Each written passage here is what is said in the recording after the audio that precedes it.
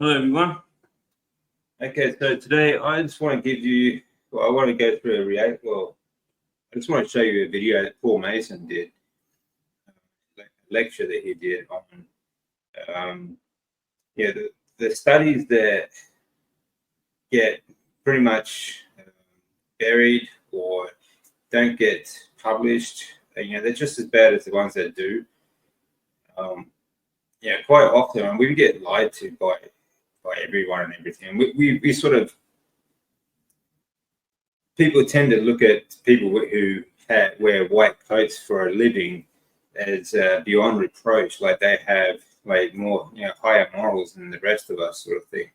But the fact is, they are people, same as we are, and their morals are just as bad or as good as anyone else. So the lies that we are told in so many things, we just get bombarded with it, really. But the lies that they omit are just as bad as the ones they tell us.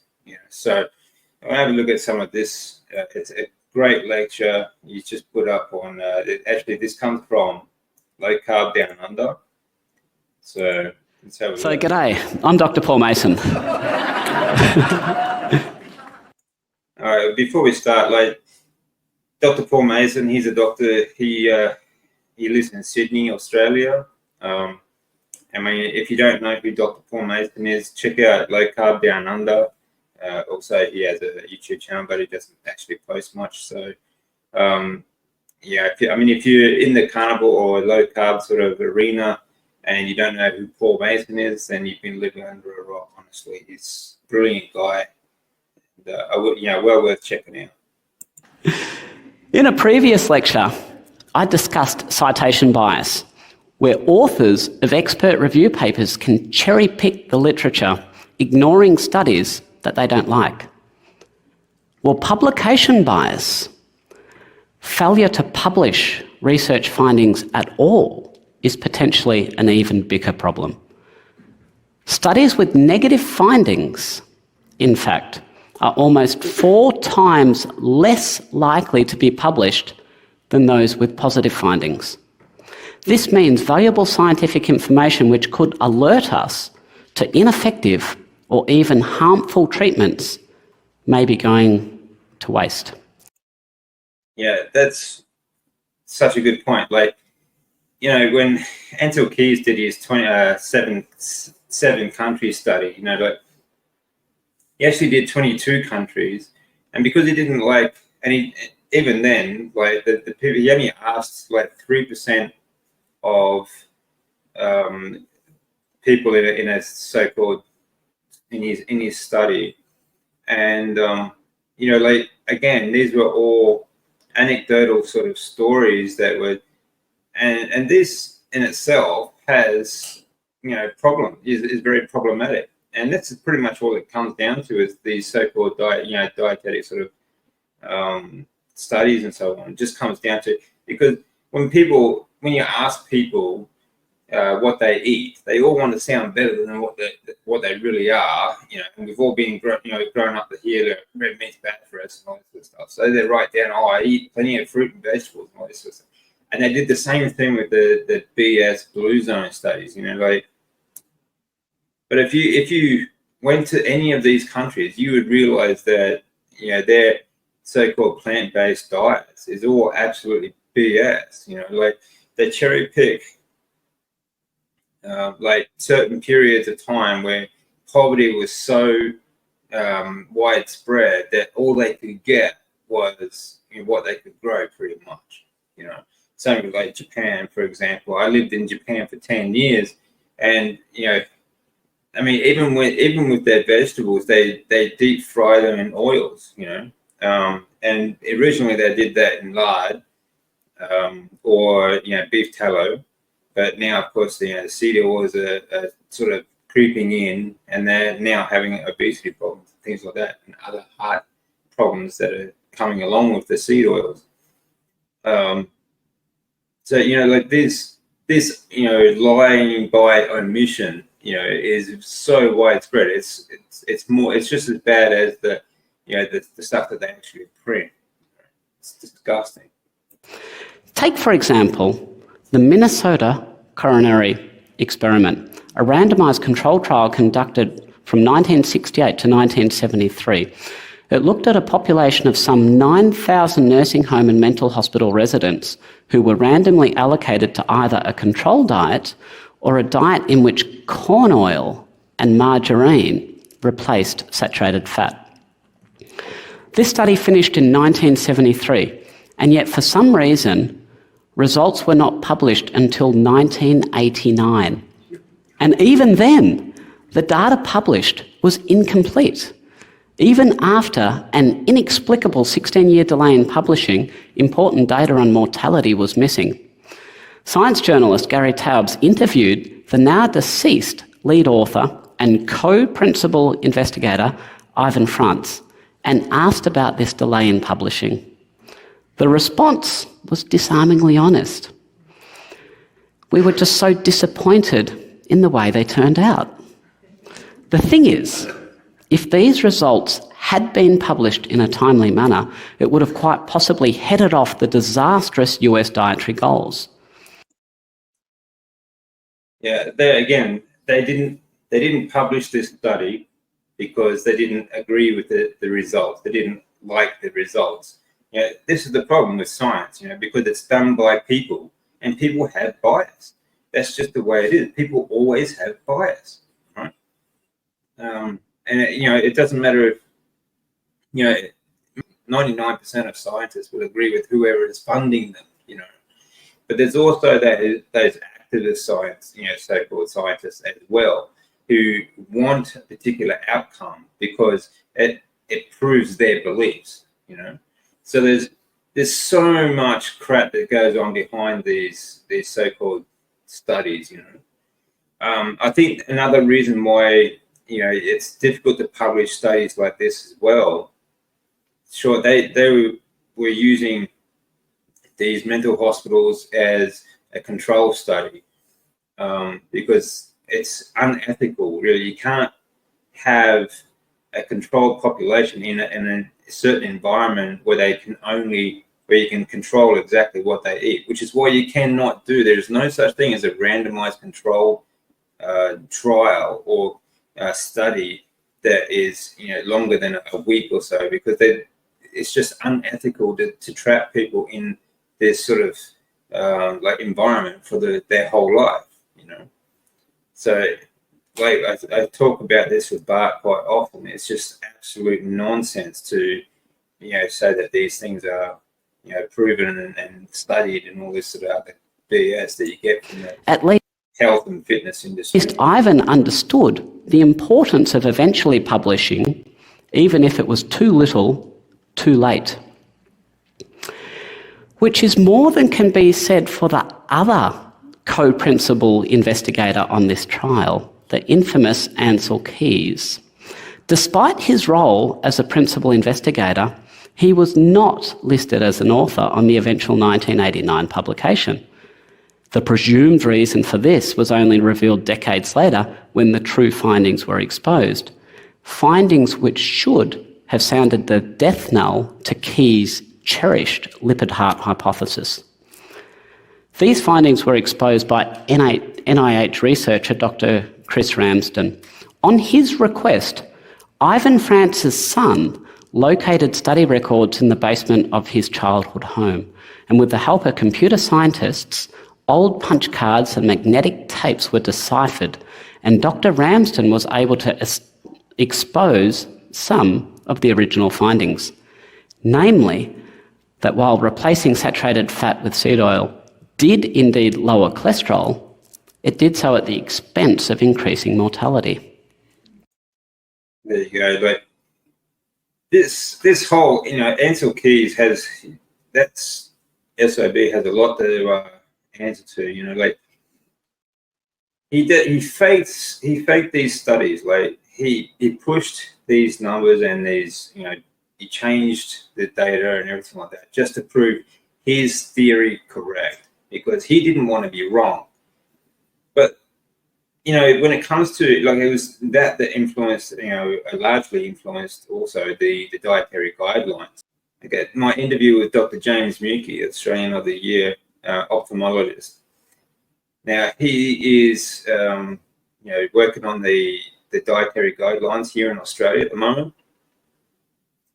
But, the influence of the dietary guidelines over education is so widespread. And it's not just talking about like at school, because you don't do anything at school much anyway, but I'm talking about university level, at sports institute level.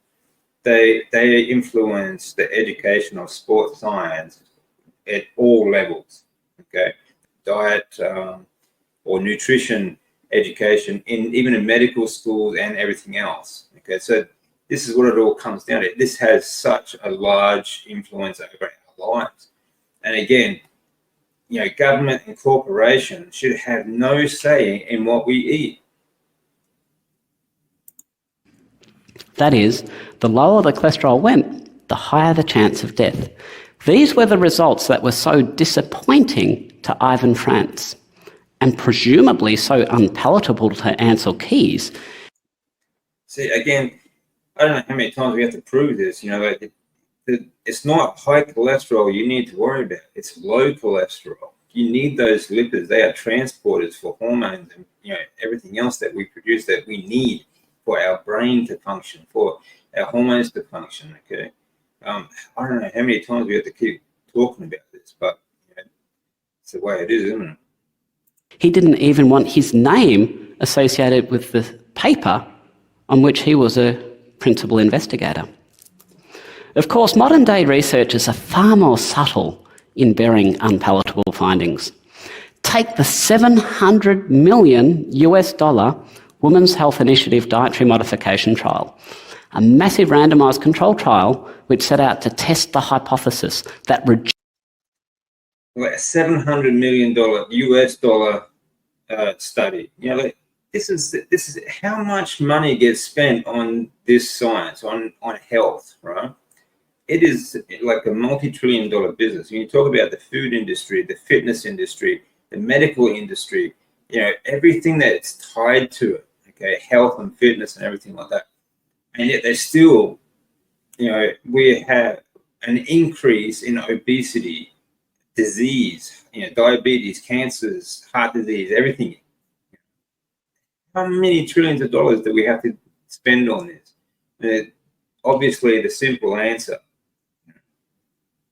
just eat a natural. Reducing saturated fat in the diet would reduce heart disease. Again, the results of this study disproved the hypothesis.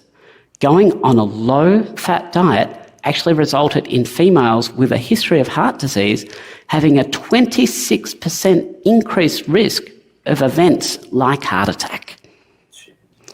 This was indeed the only significant finding of 26% chance of increase in heart attack due to a low-fat diet. Like I've said many times, it's a low-fat diet along with highly processed fitness industry foods, is what gave me cancer. Fat is vital. The whole study. Animal fat. Which makes it surprising that it was the only finding that was also missing from the results table in Figure 3 of the publication. $700 million, a single significant finding, and somehow it was the only result that was not transparently presented. You had to go to page 661 of the publishing journal and interpret this line of obscure text, as Dr. Andreas Einfeld did, to get the truth. For these females in question, a low-fat diet increased their risk of events like heart attacks by 26%. Lack of transparency surrounding findings aside, there are numerous other means by which unscrupulous researchers might bias the findings of research. This is the Jupiter study, promoted as a high-quality, prospective, randomised, double-blind, placebo-controlled, multi-centre trial. Does it get any better? It's very, very impressive. Let's take a closer look. First of all, the Jupiter trial is an outlier. Its findings stand in direct contradistinction to other randomised controlled trials on the same topic. This meta-analysis, for example, reported that only 1 of 8 included studies, the Jupiter trial, found a mortality benefit of statins. The other 7 coming to the contradictory conclusion that there was no mortality benefit from taking statins. The reason for this Jupiter trial being an outlier may well be the result of several methodological issues which all have the potential to bias results. The first problem with the Jupiter trial was that the outcome measures used, and while most clinical trials of treatments for heart disease usually report results for cardiovascular mortality, the Jupiter trial did not. Instead, they used what is known as a composite endpoint, which is a mashup of several outcomes, which include cardiovascular mortality, which are all lumped together. And while I guess the cardiovascular mortality is not worth mentioning or studying. cardiovascular mortality is clearly the single most important component of this mashed up endpoint, it is impossible to distinguish from the other less important outcomes, such as an episode of angina. The data is reported as a collective. This means when an improvement in the primary endpoint was reported, we really don't know if less people were dying or if they just had less episodes of chest pain. The cynic in me... It's the same when you take anything over average, you sort of mashed everything up. For example, like people live longer now currently, but that is like from birth to adulthood sort of thing. But back in the past, as long as when most of the mortality deaths were to children, and this is before indoor plumbing and all this sort of stuff as well, which makes a big difference. Not a difference to the diet so much. But if the child usually got past the age of 12, they usually lived a very long life. So they sort of match everything up, and they because children died a lot quicker, and overall mortality or average lifespan was like 35 years old, which is a complete lie. When you think back hundreds and hundreds of years ago, there were people well older than that. The forefathers or founding fathers of America were far older than that. They were all in their 80s plus. So, suggests that if mortality benefits were truly impressive, or even just significant, they would have been reported separately, which seems to be supported by this AstraZeneca application to the FDA, which stated there was no proven mortality benefit, which makes it somewhat baffling that this study is frequently cited as proving a Does that sound familiar? Mortality benefit. Then there's the issue of selection bias, where the study participants were curated in a way that may well have biased the findings. According to its proponents, the Jupiter trial was a study of primary prevention. That is, it was a study designed to look at the benefits of statins in a healthier population who had not had a heart attack. The key thing about a primary...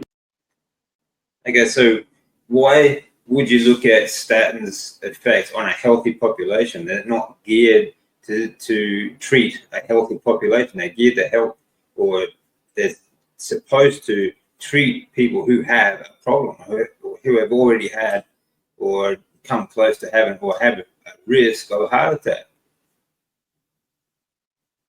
Population being that they're meant to be healthy. Arguably, however, due to the selection criteria used in this study, the population was somewhat removed from a healthy population. This study only included subjects with low LDL levels, a population well known to be sicker compared to those with higher levels. This, in fact, actually excluded 40% of potential subjects. And then another 29% were rubbed out on the basis of them having too low a level of inflammation. again resulting in a sicker study population, which clearly does not represent a typical primary prevention population. Of course, there was an incentive for AstraZeneca to claim the study proved benefit in a primary population, and that was to increase the potential market for statins.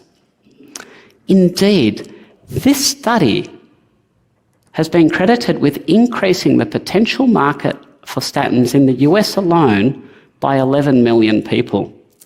In effect, wow. So this very selective study increased the market by 11 million people. Imagine how much money is involved in 11 million people taking statins for the rest of their life. it increased the eligibility for statin treatment to a whopping 80% of those in the middle-aged to elderly population. 80%. Basically, they want everyone on these statins. They don't care. You know, I mean, this has got to sound very familiar to you by now after the last 4 years, right?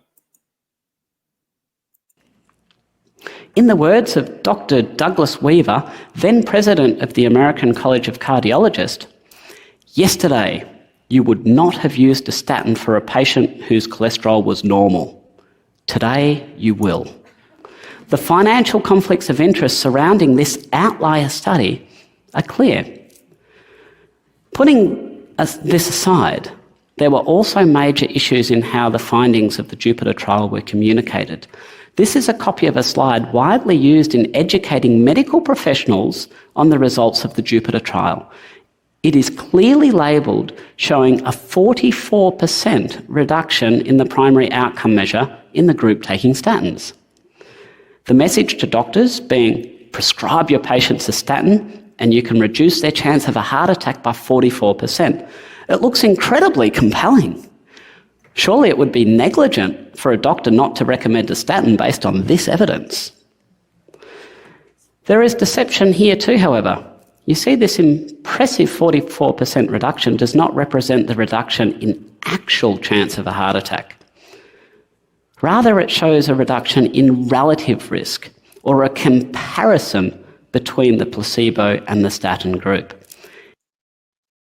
Basically, if you have a diet that they don't like, they're going to say that you're at risk of a heart attack.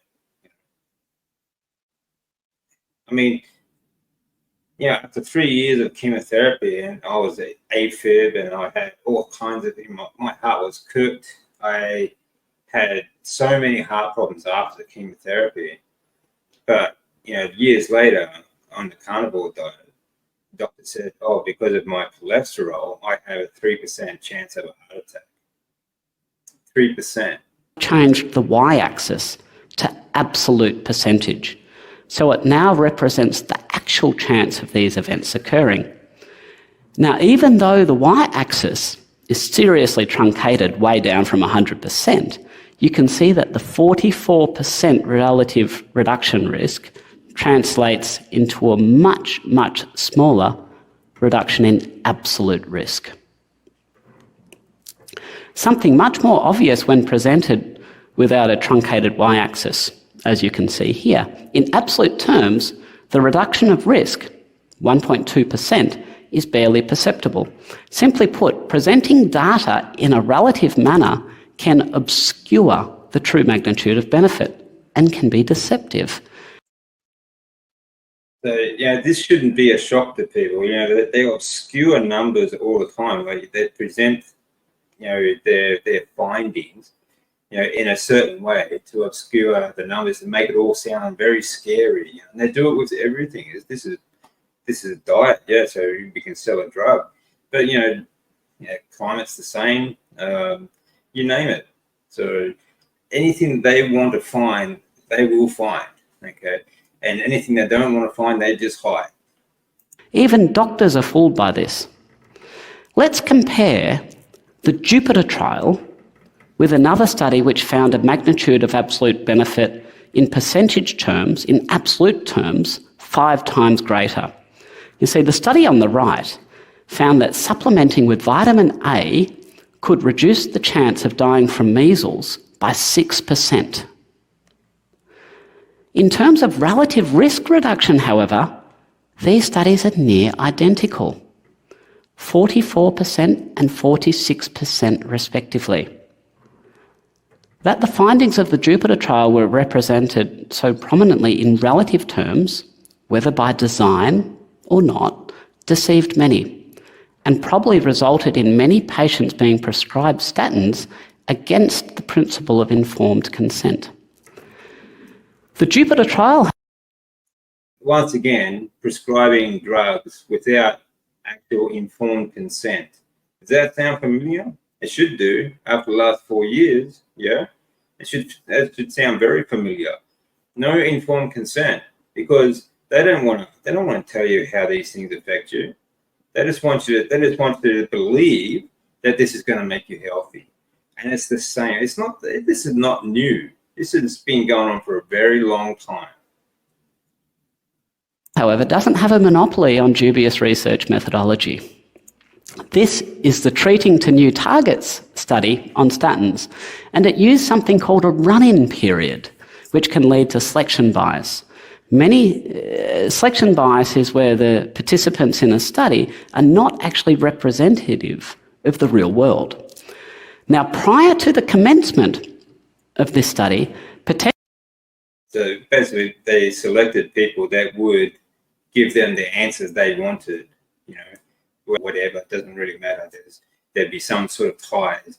And quite often, it's the same as, like I said before, the scientists will find the outcome that whoever's funding them wants, right? And scientists are the same. They will find the people they want, or they will find the people that will give them the answers they want as well when it comes to these trials and study groups and so on. Potential subjects known to be sensitive to statins were removed. The remaining 15,000 eligible subjects were then all given statins despite the study not yet having started. And on the back of the run-in period, another 5,000 subjects were removed from the study, and I suspect the majority of these may have been due to side effects from statins. That makes sense, doesn't it? If they have a bad reaction, they just remove them from the trial. And of course, they won't print that, will they? However, inexplicably, this information is missing from the paper. Ultimately, of more than 18,000 subjects initially recruited, only 10,000 ultimately took part. In no way does the study population represent the target population, the real-world population to which statins are marketed. And while selection bias is one way to disguise the true rate of drug side effects, another is simply to move the goalposts. This same Treating to New Target study removed any subject with liver dysfunction from the study, and they used elevation of liver enzymes of more than 1.5 times normal as evidence of liver dysfunction. So why would you, obviously, they must suspect that this would have an effect on your liver. Why would they remove people who have any sort of risk of liver dysfunction? Considered if your enzymes were over 1.5 times normal, you had a problem with your liver. And yet in the same study, the Treating to New Target study, when they reported on adverse effects of statins in another paper, this threshold for liver dysfunction had changed. It was now only considered an adverse event if the liver enzymes were more than 3 times normal. No wonder then that elevations in liver enzymes due to statins were reported to be relatively uncommon. See, now that's not just lying by omission. That's just lying. This is supposed to be people who are trying to make a drug that will make people healthy. This is the plan of, or supposed to be the idea behind these pharmaceuticals, right? Of course, problems in research go beyond biasing results. I've already touched on the failure to publish unpalatable findings. However, the problem might be deeper than you realise. Did you know that most of the raw participant-level data for statin trials is tightly held by an organisation, the Cholesterol Treatment Trialists Collaboration? And the Cholesterol Treatment Trialists Collaboration has close pharmaceutical ties and refuses to release this data for independent scrutiny. Now, this should sound very familiar. Nothing says, trust the science, like trying to hide the data for 75 years. Okay, that's someone else. But again, they're trying to hide the data. Yet, trust the science. What a crock. Which begs the question, what are they trying to hide? It's behaviour like this which resulted in much pressure being applied to the drug company, better data transparency. And so, many pharmaceutical companies have now agreed to several data sharing mechanisms. Fabulous. The trouble is these mechanisms don't seem to be working. Researchers from the Cochrane collaboration wanted to update a meta-analysis on statins, and so they submitted some familiar names there, hey guys? Requests to each of these companies using the agreed upon data sharing mechanisms to see if they could get the data. Merck and Novartis simply didn't respond, despite multiple emails, phone calls, reaching out, didn't respond. AstraZeneca declined to provide the data due to internal company policies, despite already having agreed to the mechanisms. Bristol Myers declined on the basis that they had only agreed to disclosures of research from 2008 onwards. Pfizer claimed they didn't collect any quality of life data, which leads me to another point. Absence of evidence is not the same as evidence of absence. If you don't go looking for drug side effects, you can't claim there are none. And Daiichi Sankyo declined on the basis that statin trials were specific. That Daiichi Sankyo, okay, that's the Japanese pharmaceutical company. Again, unbelievable. Trust the science, guys. Specifically excluded from data sharing agreements. This might take on more meaning when you realise that Sankyo actually stopped researching statins in the 1970s. Again, that's Daiichi Sankyo. Just for my Japanese fans. Because of side effects. Specifically, they found that the chemical, which ultimately became the first statin on the market, caused cancer in beagles in a dose-dependent manner. Presumably, again, using these so-called drugs that's supposed to make people healthy actually causes cancer. How many times do we have to go through this? How many people have to suffer this? This is unbelievable. No independent scientist will ever get to see that data because on top of excluding this information from the data sharing agreement, Sankyo has also implied that this information has been destroyed. Of course, hiding data doesn't compare to publishing false data. And this is to say nothing about intent. I don't want to get in trouble. Not to say whether false data is deliberately published or not, but the fact that it is published misleads people. The outcome. I would say, it's just as bad. Just as bad as the data that they publish. Okay, because obviously he doesn't want to get in trouble, say that it's all deliberate and stuff like that. But I mean, you can't really get past that, can you? You can't get past the fact that they deliberately hide this information and then they completely make up new data. And this is not new. This is not a new thing. This past 4 years, people have woken up to it, but this has been going on since pharma started. Is the same. And it's certainly striking that there seems to be a reluctance by some investigators in correcting the record when these inaccuracies are identified.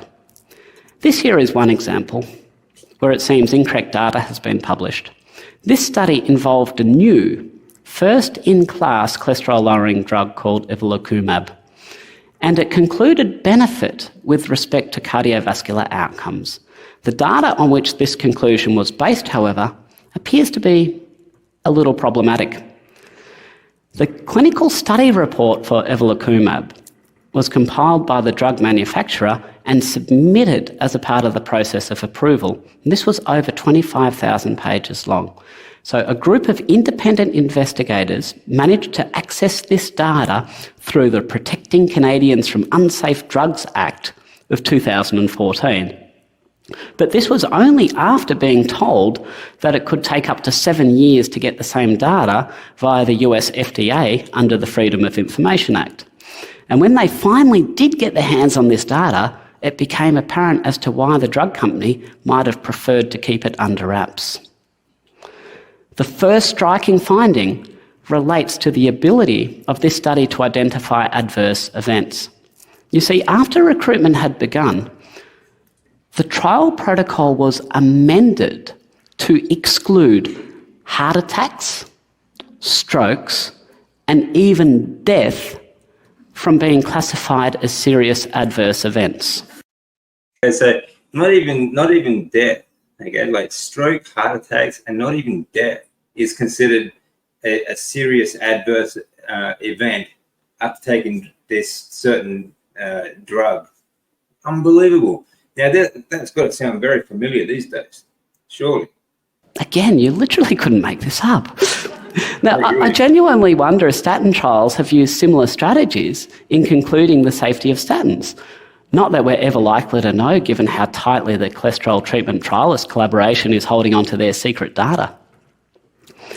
The major problem with the Fourier study, however, is that the independent investigators found... Look at this. Obviously, when you do... This happens a lot. You know, when you get... there are Freedom of Information Acts like pretty much every Western country anyway. And obviously they went through Canada because the FDA would have taken years. But when you do get it, look how heavily redacted it is. They always redact the information. Even under these acts, like Freedom of Information Acts, they still redact this information. Discrepancies in how data had been coded. Specifically, data on the cause of death in study subjects. You see, on-site study investigators recorded the cause of death in any of their patients who were involved in this subject. And this assessment was obviously made with full visibility of the patient's history and medical information. Subsequently, an off-site events committee made their own assessment on the cause of death. And when the independent investigators rigorously evaluated the cause of death as adjudicated by this clinical events committee, the data that was actually used to draw the study's conclusions, they found that there was a discrepancy in 26% of cases. That is, the local investigators didn't agree with this off-site committee 26% of the time. All this ultra-processed food and everything else, our lifestyles, how desperate people become that they actually put their lives in the hands of people like this to use them like a guinea pig or as a lab rat. And, you know, trust me, I've been there. I was a lab rat for years, many, many years. And 26% is a large enough number to potentially skew the findings of this study. In fact, these independent investigators actually determined that the number of deaths in the evolocumab group was 133, which was higher than the 88 in the placebo group.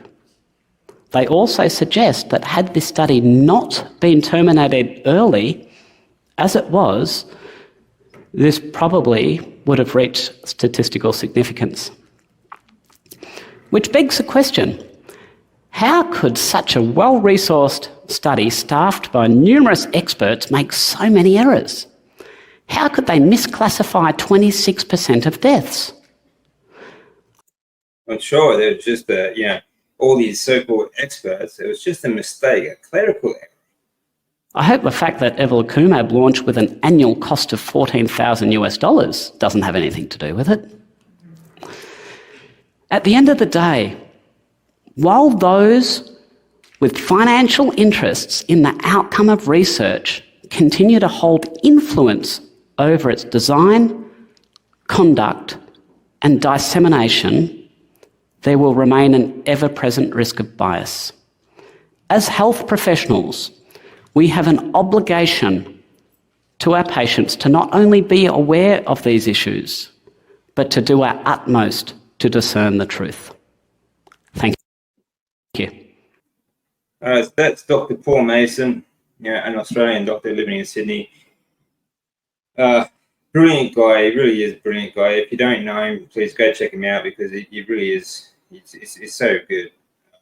And he just brought through some of that information there. I'm sure you'd really understand just how good he is. But guys, this is just, it's not new, is it? It really isn't. It's just, I don't know, it's probably going to be shocking to a lot of people, I guess. But I think it's information that it needs to go out there. And I'll leave a link to the original video in the description for you to have a look at without me commentating on it. But the only way to get out of the system is for you to be healthy and take control of your lifestyle and your health again. I can tell you from experience, once you are in the medical system, it is very, very hard to get out of it again. They do not want you leaving. Okay, they want a return customer forever. Okay, or until you die anyway. So